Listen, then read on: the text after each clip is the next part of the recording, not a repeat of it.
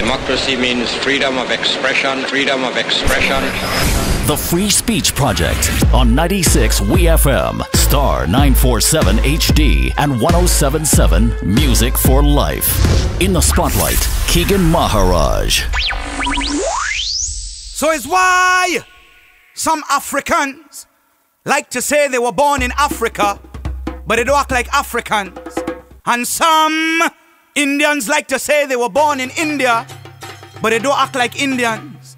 And still I see less dashikis and even less saris and more hoodies and sought after skinnies, and still some people think I should not be on this stage, that I smell like curry and coconut oil dripping down the side of my ears, and I can't whine in time, and I must be a racist, and I can't play football, and I should not exist in these spaces, in your places, that I should not know Africa is not a country, but the second largest continent filled with glorious countries.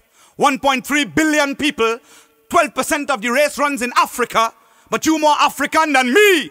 So you know that Sudan is the heart, and that half of all diamonds and gold comes from no other place but Africa. With all reserves that could make the whole world black, and 6% of the earth's surface already black with poverty. But I'm not allowed to say these things, because I might lose friends I never really had. I wonder when the first man was walking in Africa over 7 million years ago, if he was preoccupied with the thought of an Indian man somewhere in the West Indies having a shared likeness for African things. I wonder if the first man was a racist. I wonder if he would be my friend, come home by me, drink dal, break roti, eat curry, and watch Indian movies with my granny. Not just because he is hungry or polite, but because he knows we are brothers, just like you know we are brothers. I wonder if the next girl I date happens like all the rest to be African. If her parents will like me, if my parents will like her, if people will still stop and stare at us, if little Indian children will make faces and turn their nose in directions unknown, and if my uncles will call me a disgrace just to propel their hate for the African race. So if Africa is for the Africans and India for the Indians, then my Douglas niece in Brooklyn sucks salt mixed with hate and venom in this lost generation of lost big people manufacturing lost little people.